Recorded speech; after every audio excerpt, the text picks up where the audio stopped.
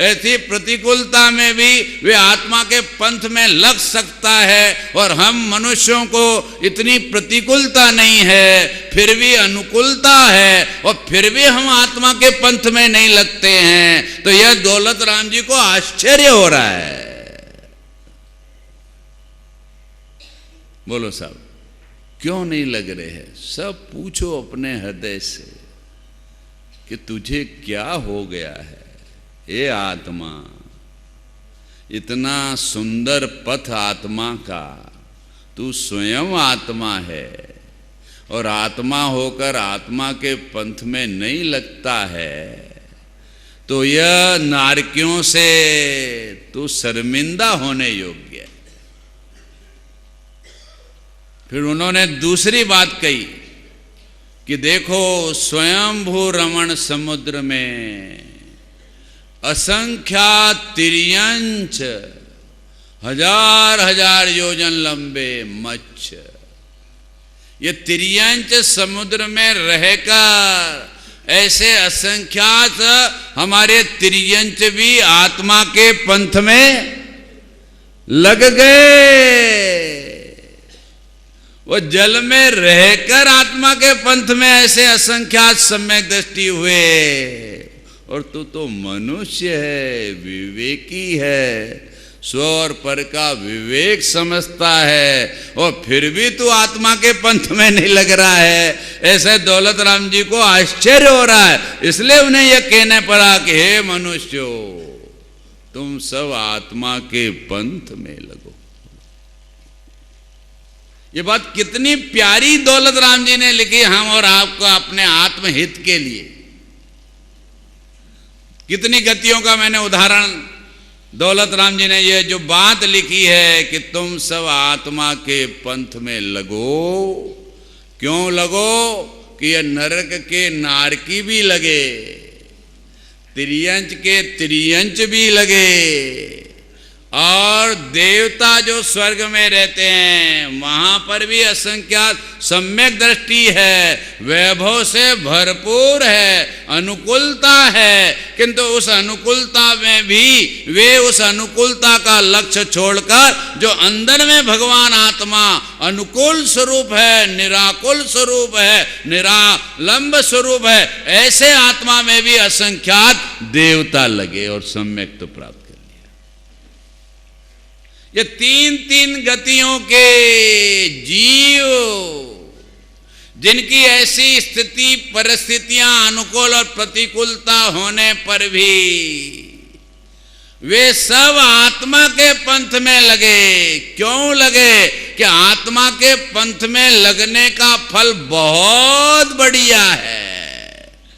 जो आत्मा के पंथ में लगते हैं वे महा आनंद को प्राप्त होते हैं, सिद्ध दशा को प्राप्त हुए हैं। क्योंकि धरातल में भी जितने भी 20 तीर्थंकर और असंख्यात जो मुनिराज निर्वाण को प्राप्त हुए हैं, वे किसमें लगकर महा आनंद को प्राप्त हुए हैं, अनंत सिद्ध दशा को प्राप्त हुए हैं। उसका फल, उसका वह कार्य रहा कि वे सब आत्मा के पंथ में लगे।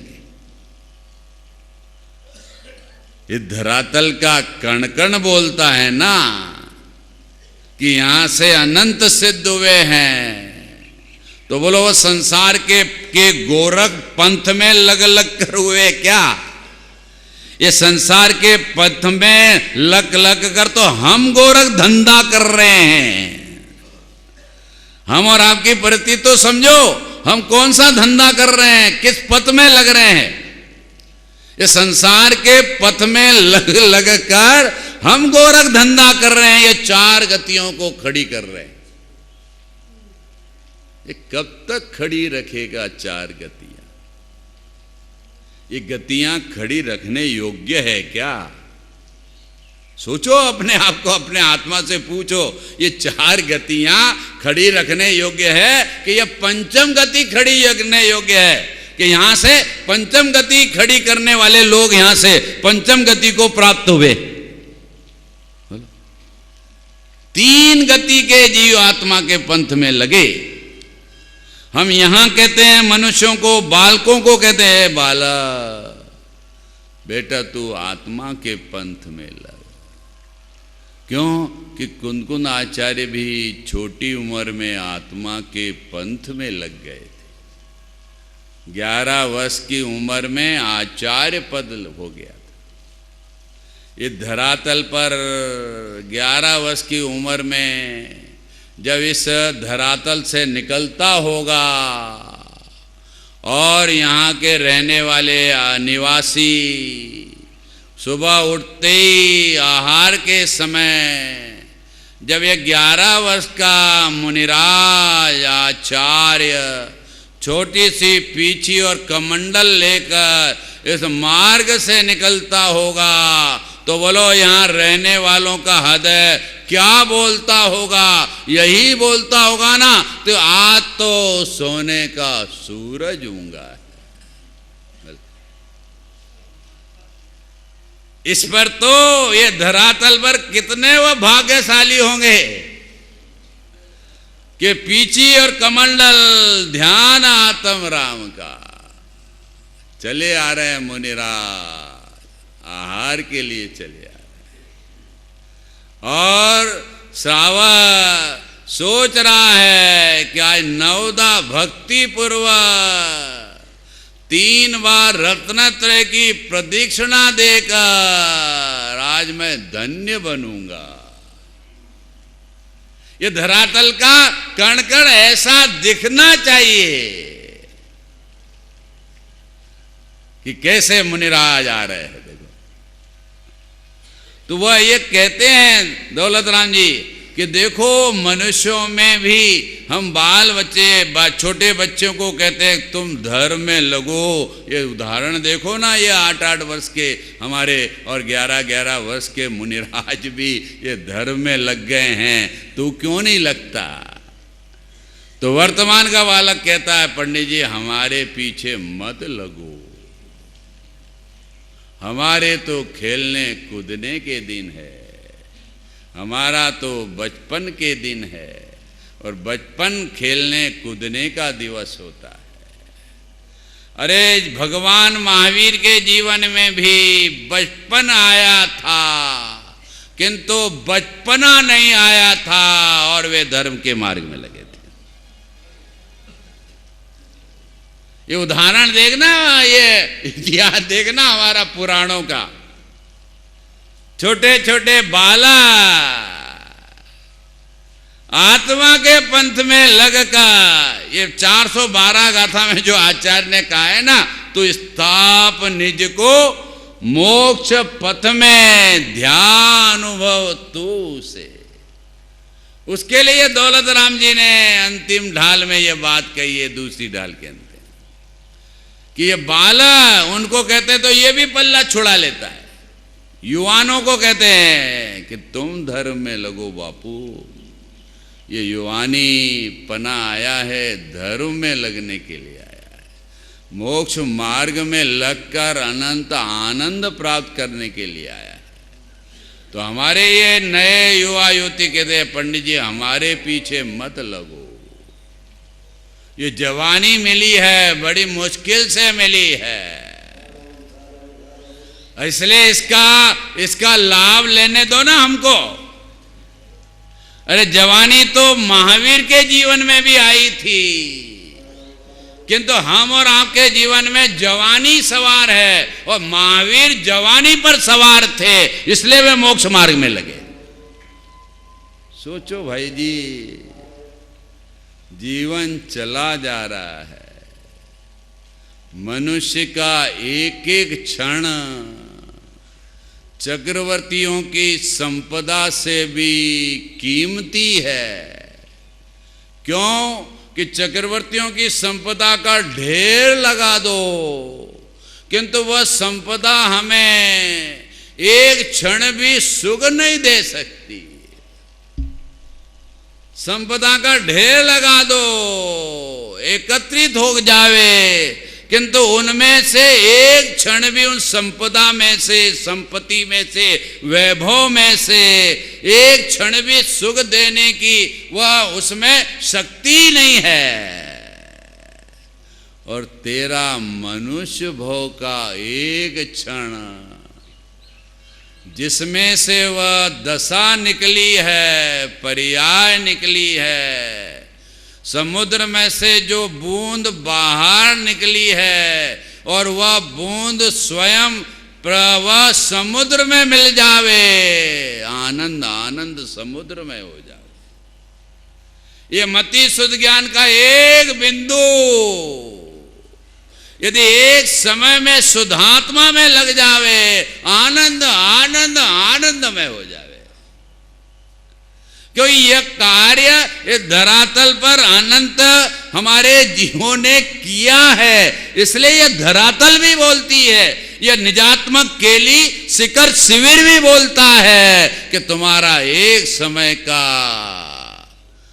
कण समय यदि आत्मा के पंथ में लग जाएगा, जीवन में चमत्कार हो जाएगा। इससे बढ़िया और जगत में कोई चमत्कार नहीं है भाई साहब। चमत्कार यही है कि हम और आप अपने परिणाम को आत्मा के पंथ में लगाओ। यह अपने आत्मा का चमत्कार है। इसमें क्यों पीछे हट रहे हो हमारे भाई बहन? ये गुरुदेव जैसा महापुरुष मिला और फिर भी इस कार्य के करने में हम देरी कर रहे हैं, प्रमाद कर रहे हैं। ये आत्मा को अनंत बार धिक्कार कहना पड़ेगा यदि हम देरी करते हैं तो। सोच लो भाई जी, ये कितनी बात आचार्य ने और हमारे विद्वानों ने कही।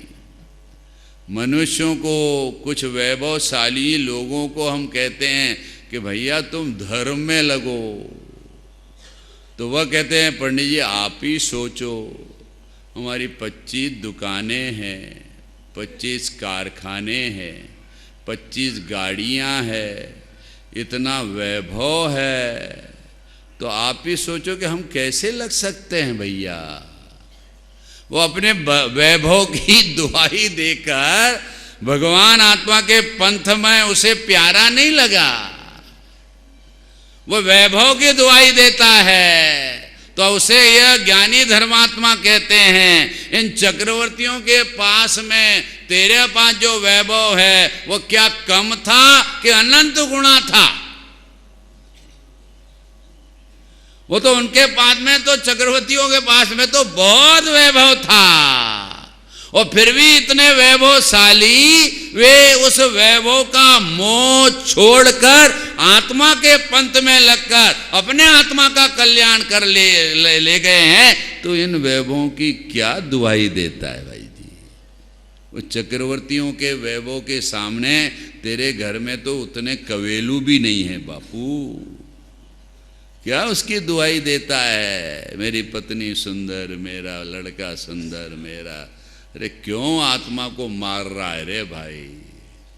ये कब तक इनको पर में अहम पना, पर में कर्ता पना, पर में भोक्ता पना स्थापित कर करके तो अपने आत्मा को क्यों इस धरातल के धरती में धसाता जा रहा है? अरे अवसर इसको ऊपर उठाने का आया है और वह उठ सकता है कि तू स्थाप निज को मोक्ष पथ में। इससे आत्मा उठ सकता है। एक बार ये करना भाई, तेरे जन्म जन्म का कष्ट दूर हो जाएगा। इसके बिना और कोई इस आत्मा को उभारने का मार्ग नहीं है। ये जो मार्ग है वह एक ही है, और यह मार्ग तू कर सकता है, इसलिए तुझे यह ज्ञानी धर्मात्मा कह सकते हैं।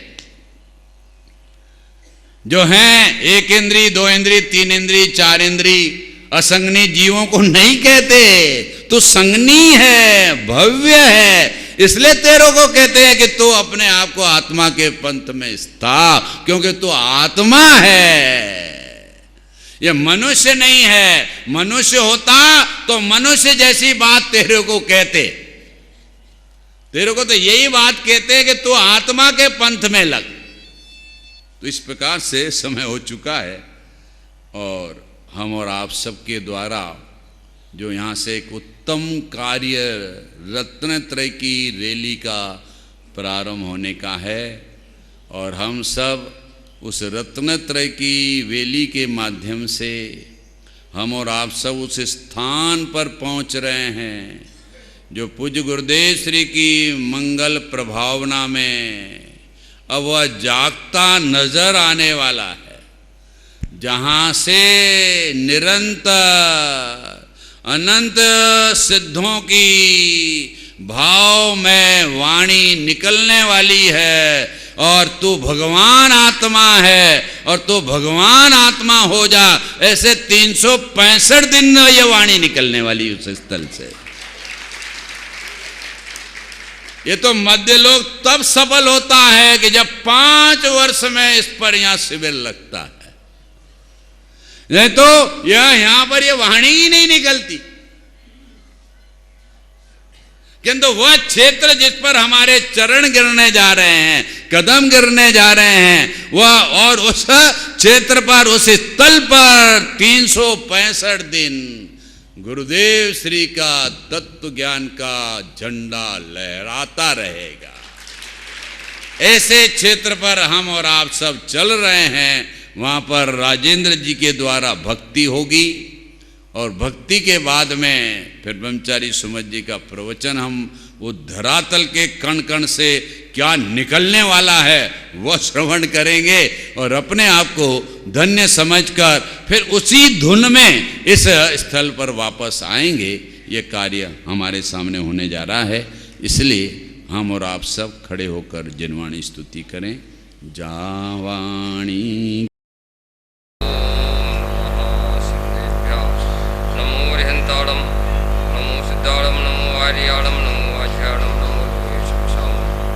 मंगलम भगवान वीरो मंगलम गौतमो गणी मंगलम कुंद कुंदार्यो जैन धर्मोस्तु मंगलम सर्व मंगल मांगल्यम सर्व कल्याणकारकम प्रधानम सर्वधर्माणाम जैनम जयतु शासनम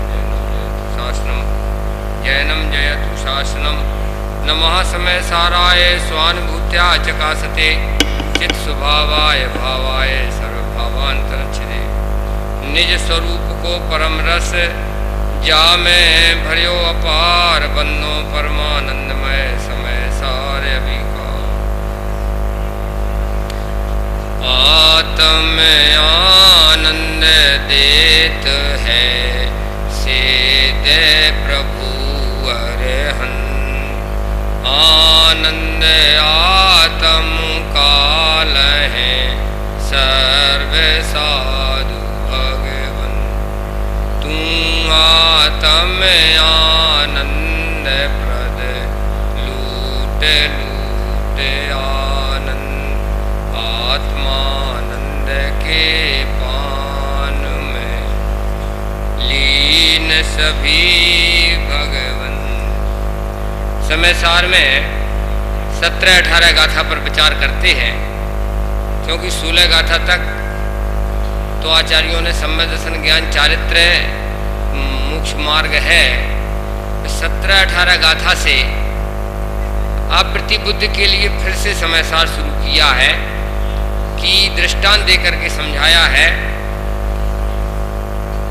ज्यों पुरुष कोई निरपति को भी जान कर श्रद्धा करे, फिर यत्न से धन अर्थ वो अनुचरण राजा का करे।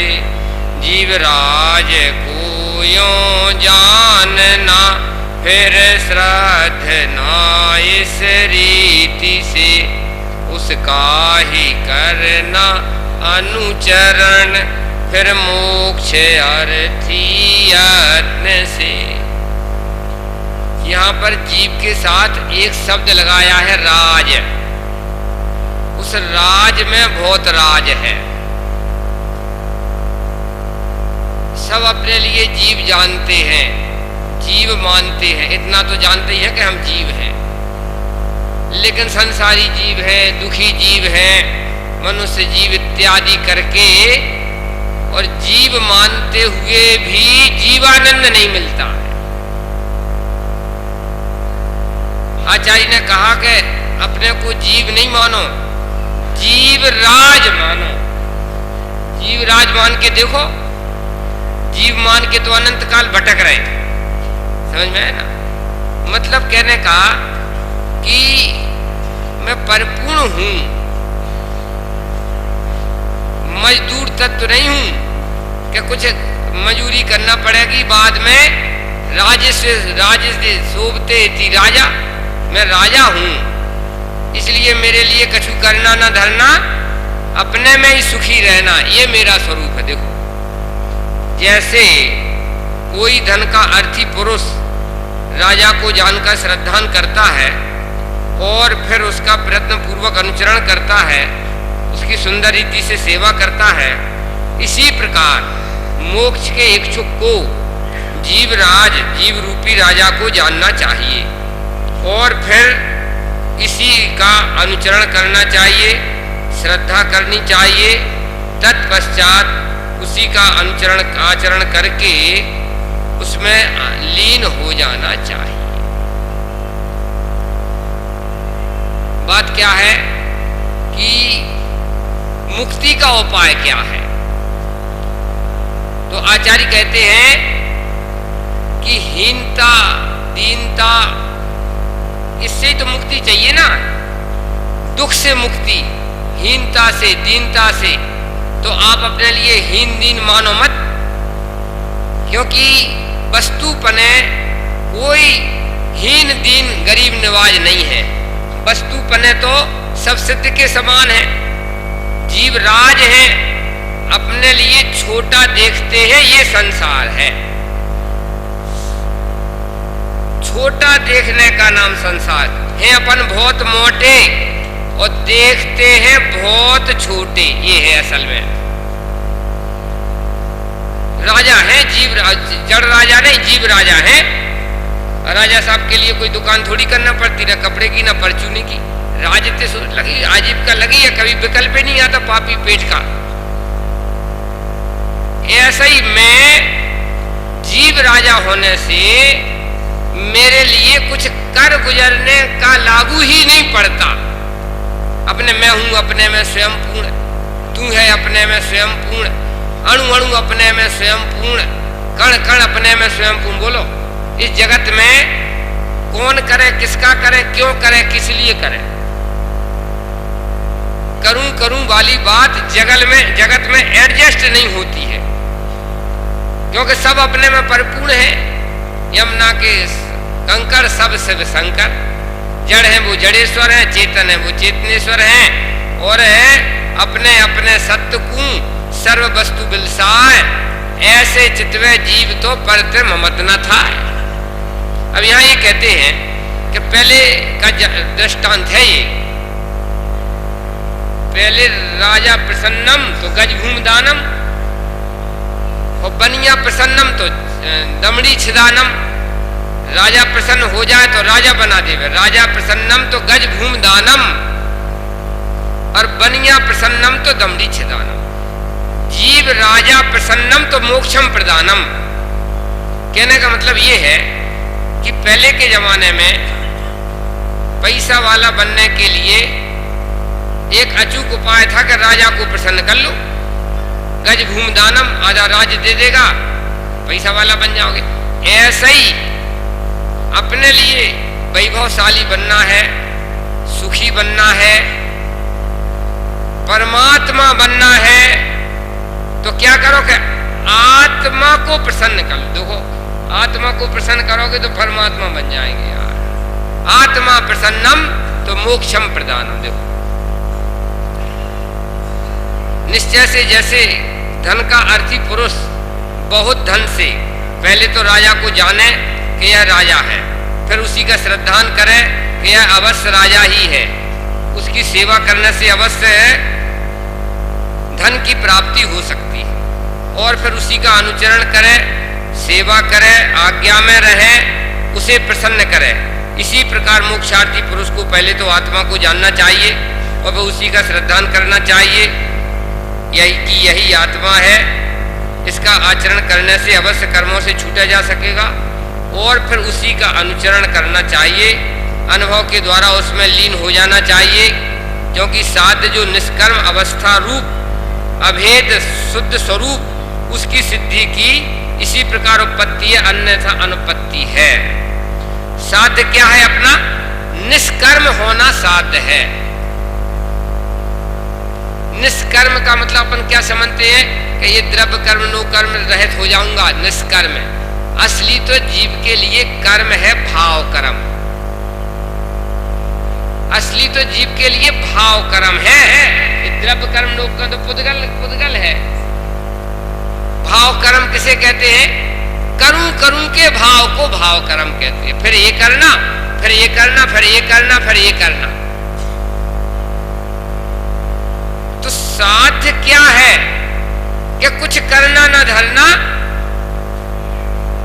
अपने में मगन रहना, कुछ लेना ना देना। क्यों?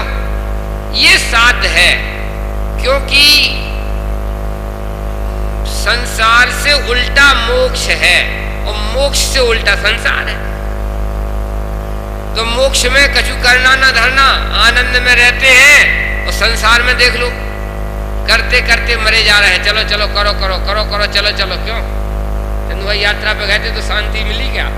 चलो चलो आगे, चलो आगे, चलो आगे। करने से सब परेशान है।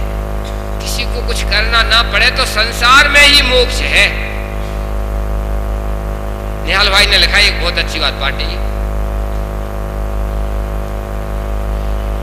कि कुछ करना नहीं है, यही मोक्ष है। और इससे बड़ा मोक्ष तो 7 राजू ऊपर भी नहीं है। सिद्धालय में भी इससे बड़ा मोक्ष नहीं है। क्या मोक्ष है? कि करने से मुक्ति मिली, इससे बड़ा मोक्ष तो सिद्धालय में भी नहीं है। मैं अपने में परिपूर्ण हूं, करने धरने वाली बातें नहीं है। करनी की धरनी में महामोह राजा बसे, करनी राक्षस की पुरी है, करनी कर्म जोर है, परम सो प्रीत तोड़ है, करनी निश्चय स्वरूप बुरी है। मैं करता मैं कीनी कैसी, जो जस कहो करोगो वैसी, यह विपरीत भाव है जामे सो बरते मिथ्या। निष्कर्म अवस्था रूप साध्य है। द्रव्य कर्म से रहित हो गया, सिद्ध भगवान द्रव्य कर्म से रहित हो गए, नो कर्म से रहित हो गए, और करूं करूं रूप भाव कर्म से भी रहित हो गए।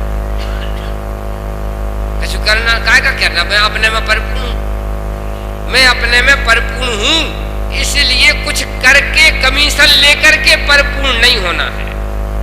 अपने को कुछ करके कमीशन लेना है परिपूर्ण होने के लिए, कि मैं पहले ही से अपने में परिपूर्ण हूं है। इसलिए यहां कहते हैं कि मैं जीव नहीं हूं, जीव राज हूं। जीव तो अपने लिए सब जानते हैं। तो कौन ऐसा है कि जो जीव नहीं जानता है, लेकिन रो रहे हैं तो भाई जीव ये इसलिए तो तकलीफ हो रही, जीव ये इसलिए तो बड़े दुखी है।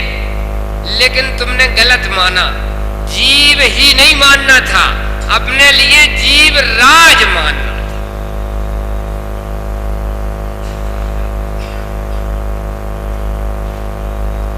कहते ना first impression the last impression, पहली चोट में। यदि ये गाथा कहती है कि सारी हीनता दीनता के विकल्प एक ही चोट में खत्म होते हैं, कि भाई साहब कुछ करने धरने वाली बात है मेरे लागू पड़ती ही नहीं, क्योंकि मैं पहले ही से अपने में परिपूर्ण हूं।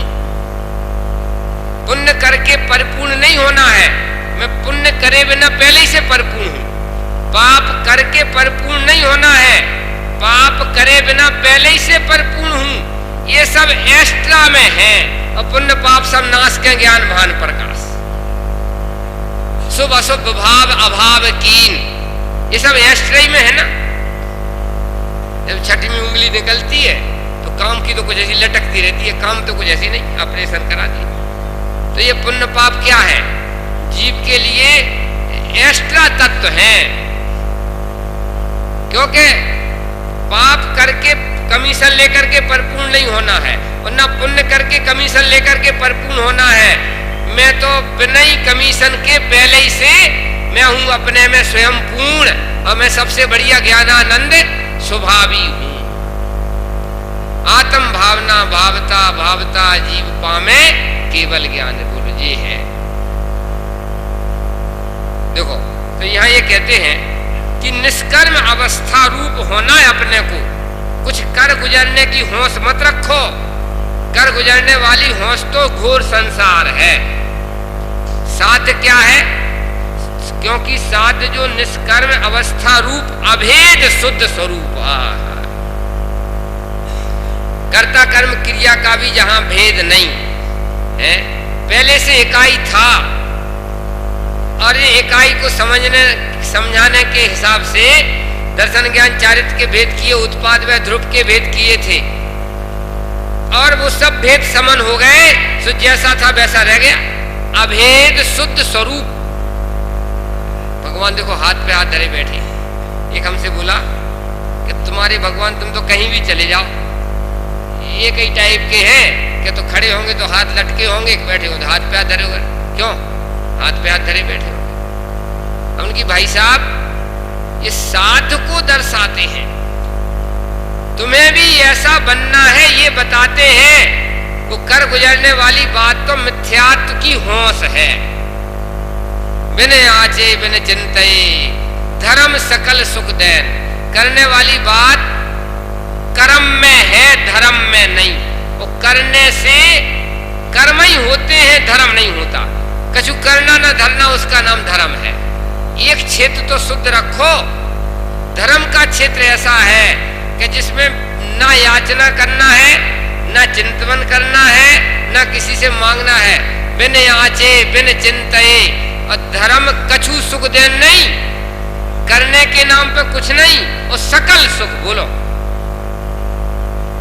इसलिए ये कह रहे हैं निष्कर्म अवस्था रूप साध्य, निष्कर्म अवस्था रूप अभेद शुद्ध स्वरूप, उसकी सिद्धि की इस प्रकार उत्पत्ति, अन्य प्रकार से उत्पत्ति नहीं। अब कहते हैं कि स्वयं को स्वयं का अनुभव यद्यपि हो रहा है, अनुभूति स्वरूप भगवान आत्मा आबाल गोपाल को अनुभव में, तो भी टिक्का उड़ गया है।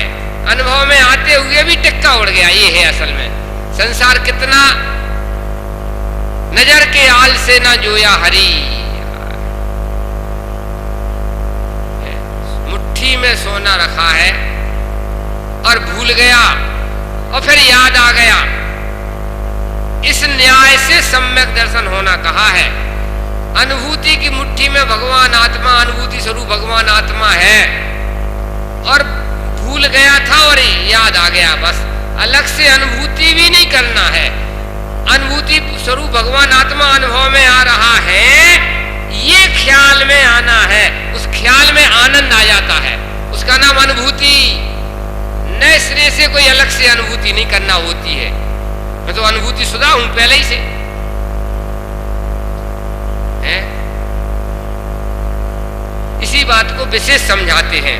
जब आत्मा को अनुभव में आने पर अनेक पर्याय रूप भेदभावों के साथ मिश्रितता होने पर भी सर्व प्रकार से भेद ज्ञान में प्रवीणता से जो यह अनुभूति है सो ही मैं हूं, ऐसे आत्मज्ञान से प्राप्त होता हुआ इस आत्मा को जैसा जाना है वैसा ही है, इस प्रकार की प्रतीति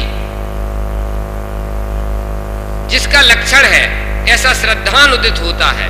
तब समस्त अन्य भावों का भेद होने से, निसंग स्थिर होने में समर्थ होने से आत्मा का आचरण उदय होता हुआ आत्मा को साधता है। ऐसे साध आत्मा की सिद्धि की इस प्रकार उत्पत्ति है। क्या कहना चाहते हैं कि यहाँ अपना अंतस्तत्व अपने से नहीं छुपा है। भीतर में क्या घटामाल हो रहा है, राग द्वेष क्रोध में कैसी मायाचारी चल रही है, कैसा राग द्वेष हो रहा है, हमें क्या मालूम कैसा हो रहा है। लेकिन तुम्हें तो मालूम है कि नहीं तुम्हारा। क्यों? अपना अंतस अपने से नहीं छुप सकता। अपना अंतस अपने से कैसे छुप जाए? आप हमारे बारे में क्या सोच रहे हो, आपका सोचना हमसे छुप सकता है।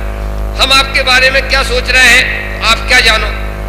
लेकिन हमारे अंदर क्या सोच चल रही है, क्या मायाचारी छल कपट क्रोधमान माया लोभ चल रहे हैं, मेरे अड़ोसी से पूछना पड़ेगा कि पड़ोसी से पूछना पड़ेगा। इसलिए अपना अंतस अपने से कभी छुपा नहीं है। तो वो क्रोध मान माया लोभ अंतस तत्व नहीं है, उनको जो जानता है वो अंतस तत्व है। और आगे कहेंगे कि वो उन क्रोध मान माया लोभ को जानता है, वो भी अंतस तत्व नहीं है। समझ में आया ना? जो जाननहार रूप में अनादि अनंत बैठा हुआ है। और क्रोधादिक जो जानने में आते हैं, ये इंद्रिय और मन ज्ञान के हैं। मति ज्ञान आदिक है, मति ज्ञान विभाव ज्ञान है। अकेले क्रोधादिक जानने में आवे ऐसा मेरा स्वभाव है ही नहीं। अकेले क्रोधादिक जानने में आवे ऐसा मेरा स्वभाव नहीं। अलिंग ग्रहण के 6 बोल है ना, स्पर्श रस गंध वर्ण की, सर्व विषयों में सामान, सबको जानता हुआ भी एक अकेले रस को नहीं चखता, इसलिए मैं अरस हूं। हम तो 24 घंटा बस जानने में आ रहा है, इसलिए मैं जाननहार हूं कि भाई साहब जब तक इन रागादिक से भी दृष्टि हट करके प्योर जाननहार जानने में नहीं आवे, तब तक क्रोधादिक का ज्ञाता भी नहीं होता। पहले प्रवचन में आया था दादा श्री के अज्ञानी ज्ञाता नहीं है, ज्ञानी ही ज्ञाता है। ज्ञातापना प्रकट कहाँ हुआ अज्ञानी की? वो तो बस क्रोध मान माया लोभ, मैंने क्रोध को जाना, मान को जाना, भीतर का मायाचारी को जाना, और इसका नाम वो ज्ञातापना जानता है। ये तो भाई साहब कर्म का भोगना है, ज्ञान का भोगना नहीं। एक बार क्रोध आदिक से भी दृष्टि हट करके, और इससे भिन्न चिदपिंड है भाव मन से भी, भाव मन भाव इंद्रियां, इनका मेरे में अभाव है। ऐसा मैं सर्वज्ञ स्वभावी चैतन्य शक्ति मात्र अनुभव में आती हुई चैतन्य शक्ति हूं। बोलो, केवल बस इसका ज्ञाता दृष्टा हूं, ज्ञाता दृष्टा हूं, जो हो रहा है ज्ञाता दृष्टा हूं, भीतर बाहर जो हो रहा है इसका ज्ञाता दृष्टा हूं। इससे कोई ज्ञाता दृष्टापना सच्चा प्रकट नहीं होता। इसके लिए तो निहाल भाई ने लिखा है, पवन कुमार जी निहाल भाई ने ये लिखा है कि जो आत्मा के अनुभव के पहले कहीं संतुष्ट हो जाते हैं, वे अघोरी जैसे मांस खाने में संतुष्ट है, भूण विष्टा खाने में संतुष्ट है, ऐसे ही शुद्ध आत्मा निर्दोष सुख निर्दोष आनंद लिए बिना, तो ज्ञाता दृष्टा हूं, पर हो रहा है क्रोधमान में उसको जान रहा हूं, मैं ज्ञाता दृष्टा हूं, यही संतोष हो गए हैं। तो कहते हैं कि भाई साहब दिल्ली बहुत दूर है, जहां तक आप पहुंच चुके हो उसके आगे कोई देश है, उसका नाम आत्मा का अनुभव है। क्यों? यही बस जो क्रोध आदि होते हैं, मैं इनका ज्ञाता दृष्टा हूं, इसलिए मैं ज्ञाता दृष्टा हूं। ये क्रोध मेरे गे या ज्ञाता दृष्टा हो गया। भूण विष्टा खा करके संतुष्ट है, अगोरी मांस खा के संतुष्ट है, ऐसा ही संतुष्टि है जी। कोई अलग लॉटरी खुलती है कि जिसमें हाथी ना द्वैत में वे उदयति ना नय श्री रस्तु में तू प्रमाणम, कोई अलग दुनिया में लॉटरी खुलती है, उसका नाम सम्य दर्शन है। यही एडजस्टमेंट का नाम सम्य दर्शन नहीं है। यही ज्ञाता दृष्टा बन गया, भाई रागा देख गए मैं ज्ञाता दृष्टा हूं, हो गया भाई साहब। अब देखो ये कहते हैं कैसे, जब आत्मा को अनुभव में आने पर अनेक पर्याय रूप भेदभावों के साथ मिश्रितता होने पर भी, ये तो रागादिक और आत्म ज्ञान स्वरूपी आत्मा और रागादिक दोनों एक में एक अनुभव में आ रहे हैं, मिश्रितता होने पर भी अब सर्व प्रकार से भेद ज्ञान में प्रवीणता से जो यह अनुभूति है सो ही मैं हूं।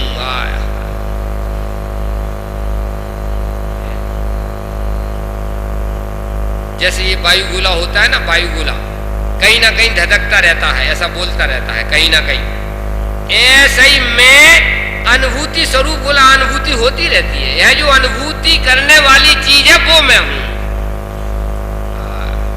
अनादिकाल से रागानुभूति, क्रोधानुभूति, मानानुभूति में दुखी हो रही है, लेकिन इन सब से हट करके अनुभूति की अनुभूति का नाम सम्यक दर्शन है। देखो वेद ज्ञान में प्रवीणता से यह जो अनुभूति है सो ही मैं हूं, ऐसे आत्मज्ञान से प्राप्त होता हुआ इस आत्मा को जैसा जाना है वैसा ही है, इस प्रकार की प्रतीति जिसका लक्षण है, ऐसा श्रद्धान उदित होता है। प्योर ज्ञान की अनुभूति, के मिश्रित ज्ञान की नहीं, के उन्मुख ज्ञान की नहीं, के सन्मुख ज्ञान की अनुभूति नहीं, के उन्मुख ज्ञान की प्योर ज्ञान की अनुभूति। एक जगह तो कहा है कि वो ज्ञान आत्मा का लक्षण नहीं है कि जो ज्ञान आत्मा को नहीं जानता है, जो आत्मा को नहीं जानता है वो तो ज्ञान ही नहीं है। पुद्गल उसमें प्रवचन सार में तो इंद्रिय ज्ञान और इंद्रिय सुख को पुद्गल ही कह दिया। इंद्रिय ज्ञान ज्ञान नहीं है, इंद्रिय ज्ञान तो पौद्गलिक है, और इंद्रिय सुख है भी पौद्गलिक है। अतीन्द्रिय ज्ञान तो कोई अलग ही चीज है। 42वीं गाथा प्रवचन सार में आया है, यह हरा है, ये नीला है, ये पीला है इत्यादि जानना ज्ञान का भोगना नहीं, कर्म का भोगना है। हमारी चर्म चक्षु खुली है, चर्म चक्षु से जे है, जे है, अजय है, जे है, अब इसी के हिसाब से काम चल। तो चर्म चक्षु के द्वारा जानना है, वो जानना ही नहीं है, वो जानना ज्ञान का भोगना नहीं है, वो जानना भाव कर्म का भोगना है। अभी तो सम्यक ज्ञान आत्मज्ञान ही प्रकट नहीं हुआ, समझ में है ना। इसलिए ये कहते हैं किस पद्धति से होता है कि मिश्रित होने पर भी रागादिक भाव और ज्ञान स्वरूप आत्मा दोनों एक में एक मिश्रित अनुभव में आने पर भी इनमें से छांटो बीनो कि यह जो अनुभूति करने वाली चीज है, जो कि अनादिकाल से रागादिक की अनुभूति में उलझी हुई है, अब वो रागादिक से दृष्टि हट करके अनुभूति करने वाली चीज पर ही दृष्टि लग करके भिन्न भिन्न ज्ञायक है, कई जगह आया है, भिन्न चेतक, भिन्न ज्ञायक। कोई अलग घटना घटती है भाई, ये तो ये इंद्रिय ज्ञान है, ये क्षोभ ज्ञान है, इसका क्या भरोसा है? वो सुंघाने वाली दवाई होती है ना क्लोरोफॉर्म, एक 2 रुपया का क्लोरोफॉर्म कितने है, इसे शास्त्र पाठ कर लिया, शास्त्र पाठी भी मूड है, जो निज तत्व अजान, ये पढ़ना पढ़ाना लिखना लिखाना ये क्या है मालूम? 2 रुपया के क्लोरोफॉर्म बराबर है। ये क्लोरोफॉर्म सुंघा दो तो पंडित जी का क्या हुआ, खंडित जी हो जाते। ये कोई उपलब्धि है? ये धारणा भी कोई उपलब्धि नहीं, धारणा ज्ञान भी अनंतवार हो गया भाई साहब। उस चक्कर में, उस तिकड़म में रहो कि कैसे जो है ज्ञान भिन्न ज्ञायक को विषय बना करके और सर्वांग निजात प्रदेशों से अमृत के निर्जर फूट पड़े। 31वीं गाथा में तो कहा कि भाव इंद्रियों का जिसमें अभाव है, बोलो भाव इंद्रियों का अभाव ही है भाई साहब, भाव इंद्रियों का जिसमें अभाव है, प्रतीति में आती हुई चैतन्य शक्ति के द्वारा भाव इंद्रियों का को अलग किया, ये भाव इंद्रियों का जीतना हुआ। ये खंड खंड ज्ञान, क्षोभ सम ज्ञान, शास्त्र ज्ञान, पढ़ना लिखना ये सब टाइम गमाना है। एक जने पैसा के संग्रह में लगे, एक जने क्षोभ सम ज्ञान के संग्रह में लगे, जैसे नागनाथ जैसे सांपनाथ। पैसा भी नष्ट हो जाता है, फू हो जाता है। यदि क्षोभ सम ज्ञान भी एक स्क्रू ढीला हुआ नहीं कि फू हो जाता है, क्या मतलब होता है? इसलिए भाई साहब शास्त्र ज्ञान भी ध्येय नहीं है, शास्त्र ज्ञान से कुछ है, आत्मज्ञान की तरफ जावे तो आत्मार्थी है। बोलो अब आगे ये कहते हैं, परंतु जब ऐसा अनुभूति स्वरूप भगवान आत्मा आबाल गोपाल सबके अनुभव में सदा स्वयं आने पर भी अनादि बंध के बस पर द्रव्यों के साथ एकत्व के निश्चय से मूढ़ अज्ञानी जन को जो यह अनुभूति है वही मैं हूं, ऐसा आत्मज्ञान उदित नहीं होता, और उसके अभाव से अज्ञात का श्रद्धान गधे के सींग के श्रद्धान के समान है, इसलिए श्रद्धान भी उदित नहीं होता। तब समस्त अन्य भावों के भेद से आत्मा में निसंक स्थिर होने की असमर्थता के कारण आत्मा का आचरण उदित न होने से आत्मा को नहीं साध सकता। इस प्रकार साध्य आत्मा की सिद्धि की अन्यथा अनुपत्ति है। यद्यपि मुट्ठी में रखा हुआ सोना, अनुभव रूपी मुट्ठी में रखा हुआ अपना आत्मा, भाई साहब मुट्ठी काहे की? अनुभव की, और आत्मा अनुभूति स्वरूप भगवान आत्मा। अचंबा तो इस बात का है कि ये अज्ञानी अनादिकाल से कैसे बना रहा। ये ज्ञानी हो जाए इसमें कोई अचंबा नहीं, अचंबा इस बात का है कि अज्ञानी कैसे बना रहा। स्वामी जी दृष्टांत दिया करते थे ना कि मुट्ठी में रखा हुआ सोना का दृष्टांत, वो कहते थे कि ऐसा बनाओ कैसे बन सकता है कि मुट्ठी में सोना हो और उसको अभाव खटके। कि पहले ऐसा होता था कि कहीं जाते थे ना बारात शादी वगैरह में, किसी की रिश्तेदारी में जाते, तो वो अंगूठी दातुन करना है ना उसको दातुन, तो उसने अंगूठी उतारी और अंगूठी दूसरे हाथ में रख ली और दातुन करने लग गया। वो मेहमान बहुत थे, तो उसको शंका हो गई कि ऐसा तो नहीं कि मेरी ऐसी उंगली देखी ना, अंगूठी तो दिख नहीं रही। बोले कहाँ गई अंगूठी? बोले जाकर के पत्नी से कहा कि अंगूठी कहाँ गई? और पत्नी ने कहा, अरे वो तो कितनी लाखों रुपया की अंगूठी है, ये तुमने क्या किया? और ढूंढना शुरू हो गया। समझ में आया ना? और अंगूठी कहाँ है? दूसरे हाथ की मुट्ठी में, दूसरे हाथ की मुट्ठी में है, लेकिन ढूंढ। ऐसे ही भगवान ये कहते हैं कि अनुभूति स्वरूप भगवान आत्मा कहाँ है? आबाल गोपाल सबके अनुभव में है। अनुभव रूपी मुट्ठी में अनुभूति स्वरूप भगवान आत्मा है। भाई साहब ये आत्मा नहीं मिला, इस बात का अचंबा है। स्वयं से स्वयं अपरिचित, बोलो मुझे सुन सुन आवे हांसी के पानी में मीन प्यासी। यद्यपि आबाल गोपाल सबके अनुभूति स्वरूप भगवान आत्मा अनुभव में सदा स्वयं आ रहा है।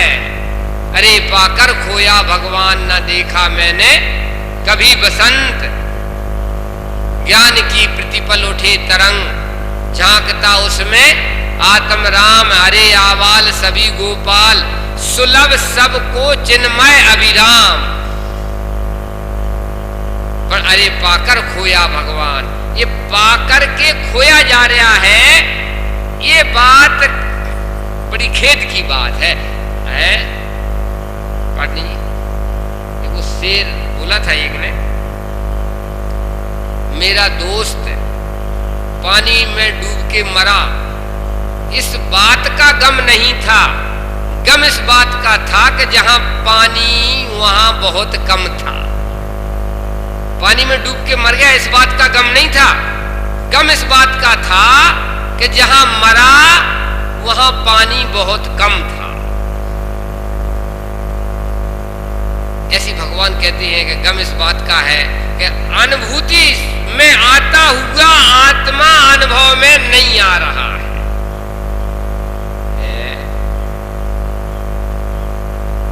टिक्का उड़ गया कहते हैं, समझ में ना, ख्याल से बात निकल गई। तो आत्मा परोक्ष कितना कि ख्याल से बात निकल गई इतना बस। वैसे तो आबाल गोपाल सबको नहीं दूर नहीं देरी, सत सुगम है, सत सहज है, सत सरल है, सत तेरे से एक प्रदेश भी दूर नहीं है, क्योंकि सत स्वयं है। और कुछ नहीं तो आत्मा को ढूंढने लग गए हैं। आत्मा खोजने की चीज नहीं है, आत्मा में तो खो जाओ, खोजो मत।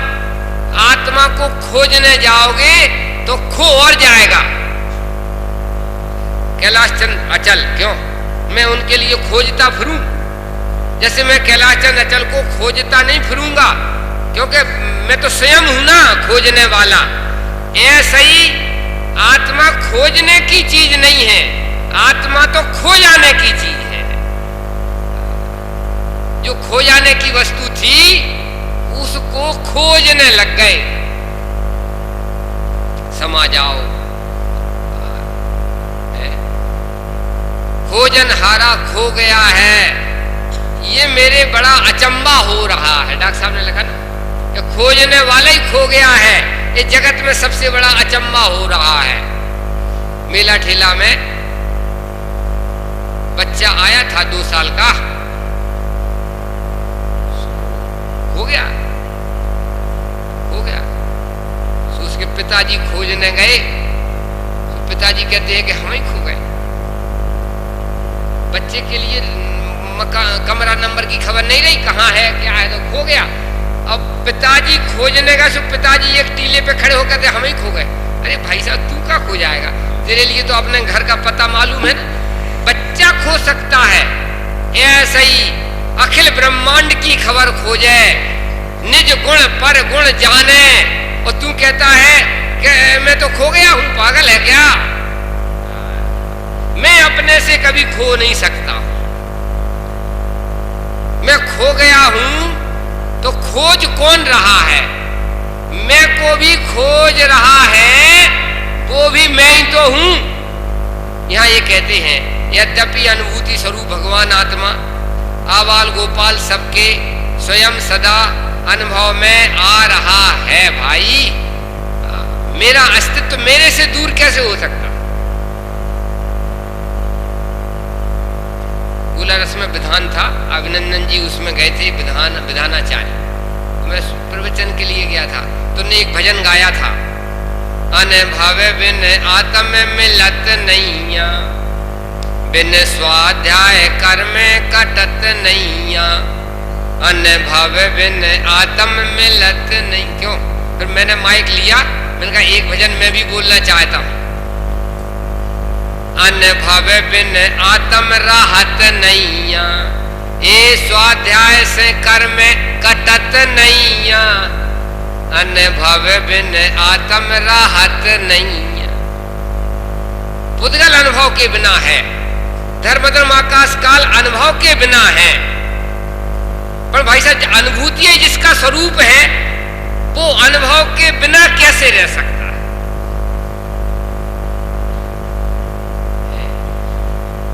अपने में अनुभव का अभाव खटकना यही अज्ञान है। अपने में आत्मा का अभाव खटकना यही अज्ञान है। अपने में भगवान का अभाव खटकना ये अज्ञान है। यहाँ क्या कहते हैं? यद्यपि अनुभूति स्वरूप भगवान आत्मा आबाल गोपाल सबके सदा काल अनुभव में आ रहा है, तथापि अनादि काल से परद्रव्य के साथ एकत्व के दृढ़ निश्चय से यह जो अनुभूति है सोई मैं हूं, ऐसा आत्मज्ञान उदित नहीं होता। कस्तूरी नाभि बसे मृग ढूंढे बन माही, ये स्थिति है। अपने पे कभी दया नहीं आती। स्वामी जी ने कहा अरे इस जीव के लिए कभी अपनी भूल भुलैया पे दया नहीं आई। भ्रमणा भ्रमणा, एक भ्रमणा ये है कि हमें आत्मा प्राप्त करना है, एक भ्रमणा ये है कि हमें आत्मा की अनुभूति करना है, जबकि अनुभूति स्वरूप आत्मा अनुभव में सदा काल है। भाई साहब भ्रम ही संसार है, भ्रम के कारण भ्रमण है, भ्रम भाजे भगवान। इसलिए यहां ये कहते हैं भाई कि कुछ अनहोनी सी हो रही है। बोलो, और अचल जी को ढूंढते फिरे, अचल जी के अरे 5-7 दिन हो गए पाटनी जी, अचल जी को बता दो। अगर इनकी नीयत खराब है तो ये कहेंगे कि 2-4 दिन में हम मिलवा देंगे। अरे ये बोलो कि भाई साहब किसको ढूंढ रहे, क्यों ढूंढ रहे? स्वयं ही हो। ऐसे ही आत्मा को खोजने वाला अपराधी है। किसको खोज रहा है, क्यों खोज रहा है? और तू कौन है? तू तो आत्मा को खोजने गया, और तू कौन है? इसलिए यहां ये कहते हैं कि भाई तू जिसको खोजना चाहता है वही तू है, जिसका अनुभव करना चाहता है वही तू है। तू अपने घर में ही पड़ा है, अनुभव में आ रहा है, पर ये बात का सम्यक ज्ञान नहीं होने से यह परद्रव्य के साथ एकत्व के दृढ़ निश्चय से यह जो अनुभूति है सो मैं हूं ऐसा आत्मज्ञान नहीं होता है। एक दृष्टांत दे करके अपन इसको समझते हैं। एक बंदर था और डाल पर बैठा हुआ था। क्यों राजेश भाई, उस शेर आया तो शेर के लिए बंदर को खाना था, भूखा था शेर। अब वो पेड़ पे तो चढ़े नहीं ना शेर, और वो बंदर तो नीचे आवे नहीं। तो शेर ने देखा कि बंदर किधर देख रहा है, तो बंदर अपनी परछाई को देख रहा था। आस्ते से शेर आया मायाचारी से, जिसमें बंदर नहीं देख ले ऐसा शेर आया। वो शेर बंदर देख रहा था परछाई को, तो शेर ने आकर के जोरदार परछाई पर हाथ पटका और बंदर घबरा गया और बंदर वहां से नीचे गिरा और शेर ने आराम से खा लिया। बोलो, तिरंचों में मायाचारी इतनी होती है कि जितनी मनुष्यों में नहीं होती, क्योंकि मायाचारी का फल ही है वो। बोलो, कैसे शिकार पकड़ लेते हैं ये लोग। बोलो, मच्छर होता है ना, वो कितनी चतुराई से तुम्हारा शरीर पर बैठ करके खून चूस जाता है। बोलो, कितनी चतुराई से तुम ऐसा हाथ करोगे तो भाग जाएगा, लेकिन टच करके खून। जो 24 घंटा मायाचारी का चक्कर है ना जिनके, जैसे चूहे की चाल होती है ना, चूहे की चाल, उसको थोड़ी आवाज आ जाएगी तो वो चूहा अपना प्रोग्राम बदल देता है। तो चूहे की चाल जैसी मायाचारी होती है, 24 घंटा गुना भाग लगा रहे थे मायाचारी में। तो क्या तुम रिहर्सल तो हो ही गई, अब तो लॉटरी खुलेगी तिरंज गति में। कहने का मतलब समझे आप, उसका बंदर की दृष्टि कहां पर थी? अपनी परछाई पर थी, और परछाई पर हाथ मारने पर वो गिर पड़ा डाली पर। ऐसे ही भगवान कहते हैं कि जिनकी दृष्टि शरीर है सो मैं हूं, राग है सो मैं हूं, है पैसा है मैं सुखी दुखी, इस प्रकार की जिनकी दृष्टि शरीरादिक से रागादिक से एकत्व किए बैठी है, उनके लिए अनुभव में आने पर भी अनुभव में नहीं आता। देखो, आबाल गोपाल सबको अनुभूति स्वरूप भगवान आत्मा स्वयं सदा काल अनुभव में आने पर भी परद्रव्य के साथ एकत्व के दृढ़ निश्चय।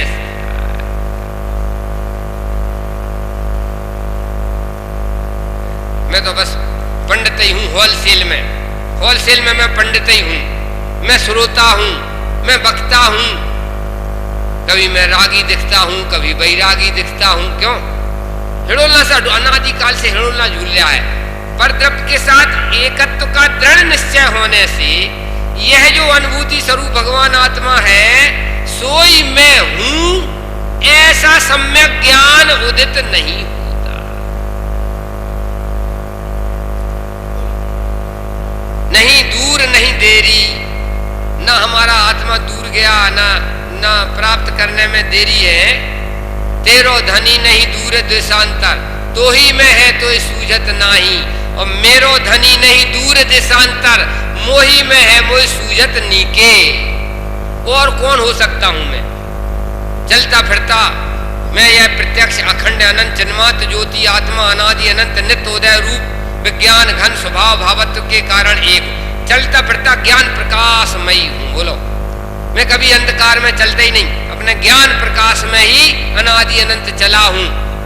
ज्ञान की किरणें निकलती हैं, उन ज्ञान की किरणों की क्यों ऐसा मैं एक सूर्य हूं, एक सूर्य इस गगन में चमक दमक उद्योत, एक सूर्य इस तन विषय प्रगट ज्ञान की ज्योत।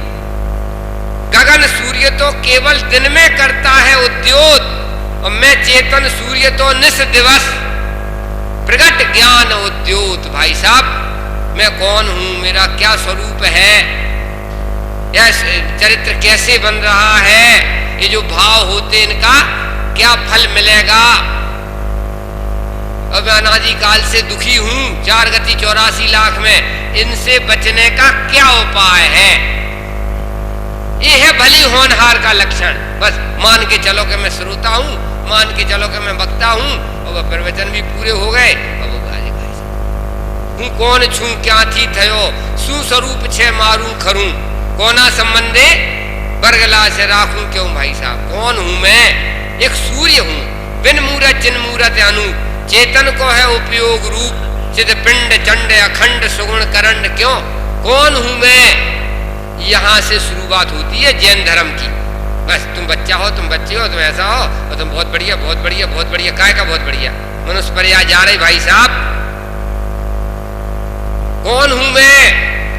है अतीन्द्रिय ज्ञानमयी वस्तु हूं भाई साहब। भाव इंद्रिय का तो मेरे में अभाव है, इंद्रिय ज्ञान का मेरे में अभाव है। मैं सर्वज्ञ स्वभावी अतीन्द्रिय चिद पिंड चंड अखंड। बोलो, शास्त्र सुन लिया, शास्त्र पढ़ लिया, गोष्ठी कथा कुतूहलों को बहुत कुछ बहुत क्या मिल गया। ये तो समूह शरण में अनंत बार गया जीव, अनंत बार शास्त्र पाठी हुआ। इसमें क्या दम भाई साहब? कहीं ना कहीं संतुष्ट होकर के परमार्थ आत्मा के अनुभूति के बिना जीवन निस्सार जा रहा है। ये कहते हैं कि यह जो अनुभूति स्वरूप भगवान आत्मा आबाल गोपाल सबके स्वयं सदा अनुभव में आ रहा है, ये मैं हूं। मेला कुचला आत्मा नहीं, भगवान आत्मा शुद्ध बुद्ध चैतन्य घन, चोटी से लेकर पैर के नख तक और पैर के एड़ी से लेकर चोटी तक जल हल ज्योति स्वरूप अतीन्द्रिय ज्ञान ज्योति स्वरूपी हूं। समझ में आया? इस प्रकार से ये हुआ कि लेकिन परद्रव्य के साथ एकत्व से आत्म भ्रांति हो गई। शरीर में आत्म भ्रांति, रागादिक में आत्म भ्रांति, अनुभव में आता हुआ भी अनुभव में नहीं आता है। अब ये भावार्थ में थोड़ा ये कहते हैं, 2 मिनट और लेंगे,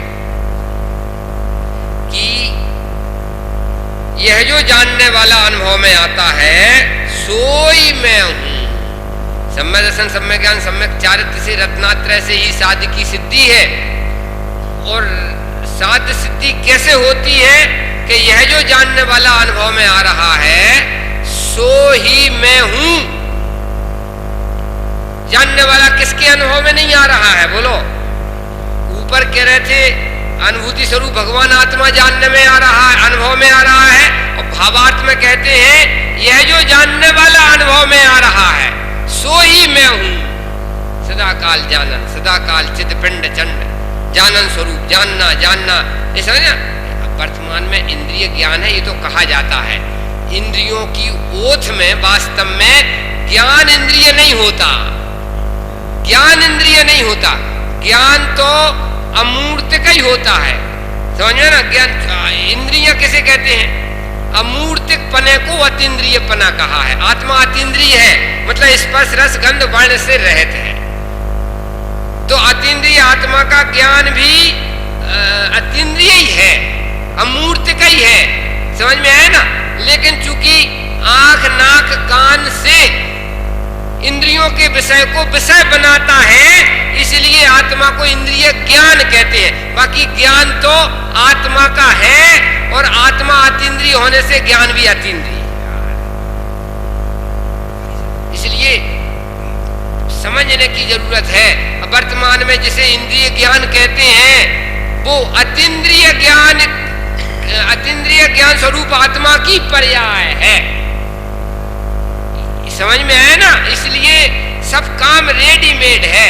भ्रम छूट जाए जीव के तो भ्रमणा खत्म हो जाती है, बाकी कुछ करना नहीं है। हमारा ज्ञान भी वर्तमान में इंद्रिय ज्ञान कहा जाता है, लेकिन हम मुझ अतीन्द्रिय स्वरूप आत्मा से उत्पन्न होने से अतीन्द्रिय ही है। इसलिए यहां कहते हैं यह जो जानने वाला अनुभव में आता है सोई तो मैं हूं। इस प्रकार से सम्यक ज्ञान प्रकट हो जाता है। चोटी से लेकर एड़ी तक ये जल हल ज्योति जानने वाला है। अविरल ज्ञान की धारा, नित बहती अविरल ज्ञान की धारा, निरंतर अविरल अविच्छिन्न ज्ञान की धारा मेरे में बह रही है। इस प्रकार से यह जो जानने में, यह जो जानने वाला अनुभव में आता है, आबाल गोपाल सबके मैं जानता हूं, मैं जानता हूं, मैं जानता हूं, मैं जानता हूं। इस प्रकार से जानने वाला सबके अनुभव में आ रहा है, यही मैं हूं, अहम प्रत्यय। इसका नाम है आत्मज्ञान उदित होता है। समझ में? इसलिए यहां ये कहते हैं भाई, सम्यक दशा, सम्यक ज्ञान, सम्यक चारित्र, इससे साध्य की सिद्धि होती है। और साध्य आत्मा की अनुभूति, यद्यपि अनुभूति स्वरूप भगवान आत्मा अनुभव में आ रहा है, तथापि परद्रव्य के साथ एकत्व के दृढ़ निश्चय से अनुभव में आने पर भी ये टिक्का उड़ गया, ख्याल में से बात चली गई, नजर के आल से ना जोया हरि बोलो। इस प्रकार से यहाँ आत्मज्ञान उदित हो जाता है। किस पद्धति से? कि यह जानने वाला अनुभव में आ रहा है, इस पद्धति से आत्मज्ञान उदित होता है। और जाने हुए का श्रद्धान हो जाता है तो सम्यक दर्शन सम्यक ज्ञान हो जाता है। और निसंक स्थिर होने में समर्थ होने से आत्मा का चारित्र प्रकट होता है। अर्थात जो हमें चाहिए था वो हमारे हाथ ही में था, जो हमें चाहिए था भगवान आत्मा वो मैं ही निकला।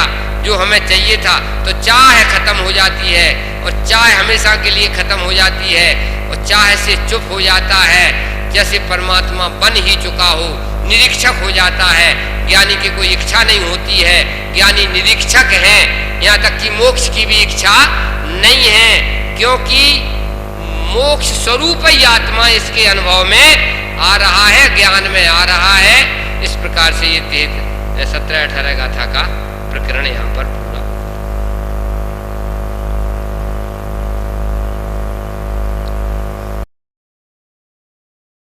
जिन प्रतिमा जिन सारखी, कि जो जिनेन भगवान की जो प्रतिमा है, और समोसण में चतुर्थ काल में जिनेन भगवान विराजमान थे, लेकिन जिन प्रतिमा जिन सारखी, कि जिनेन भगवान की जो प्रतिमा है वो जिनेन जैसी है। समोसण में भी जिनेन भगवान क्या करते होंगे? वहां भी वो मुक्की बैठे हुए हैं, ओंकार दिव्य धुनी चल रही है, वो बात अलग है, लेकिन बैठे तो क्या है, मुक्की बैठे ना। और प्रतिमा भी हमें क्या संबोधन देती है? वही हमें संबोधन दे रही है। तो जिन प्रतिमा जिन सारखी का है, कि जिनेन भगवान की जैसी प्रतिमा है और जिनेन भगवान में, दोनों में कोई अंतर नहीं है। इसलिए हमारा जो प्रश्न उठता है कि हम तो पंचम काल में पैदा हुए हैं, और पंचम काल में साक्षात क्या नहीं है? जिनेन भगवान नहीं है। लेकिन जिनेन भगवान नहीं है, फिर भी जिन प्रतिमा और जिनेन में कोई किसी प्रकार का क्या नहीं है? अंतर नहीं है। श्रावकाचार में तो जिन प्रतिमा का इतना महिमा, इतनी महिमा गाई है, ऐसा कहा है, थोड़ी सी उपमा में दे रहा हूं कि 1000 सम्यक दृष्टि हैं, 1000, और वो जितनी तत्व की प्रभावना करते हैं, अगर एक मुनिराज हो तो उतनी धर्म की प्रभावना सहज में हो जाती है। क्या कहा? 1000 सम्यक दृष्टि जीव हैं, और वो जितनी धर्म की प्रभावना कर रहे हैं, लेकिन एक मुनिराज आ जाए तो इतना साथी से उनका पुण्य होता है कि वो एक मुनिराज से उतनी धर्म की क्या हो जाती है? प्रभावना हो जाती है। और 1000 मुनिराज जितनी धर्म की प्रभावना कर रहे हैं, अगर एक केवली की वाणी खिड़ती हैं तो उतनी धर्म की प्रभावना लोगों में क्या हो जाती है? सहज में हो जाती है। और 1000 केवली जितनी धर्म की प्रभावना करते हैं, अगर एक तीर्थंकर की वाणी खिरे तो उतनी धर्म की प्रभावना क्या कि सहज में हो जाती है। एक अनुमान लगाना, क्या कहा? 1000 सम्यक दृष्टि में कितना? एक मुनिराज, और एक है, उसमें तो हजारों की संख्या दे रखी है, लेकिन आपको तो इसमें आपको ऐसा लग रहा होगा कि कहाँ 1000 सम्यक दृष्टि और कहाँ एक मुनिराज, और कहाँ 1000 मुनिराज और कहाँ एक केवली। और 1000 केवली जितनी धर्म की प्रभावना करते हैं, उतनी धर्म की प्रभावना किससे हो जाती है? एक तीर्थंकर से हो जाती है। अब आगे सुनना, 1000 केवली में कितने?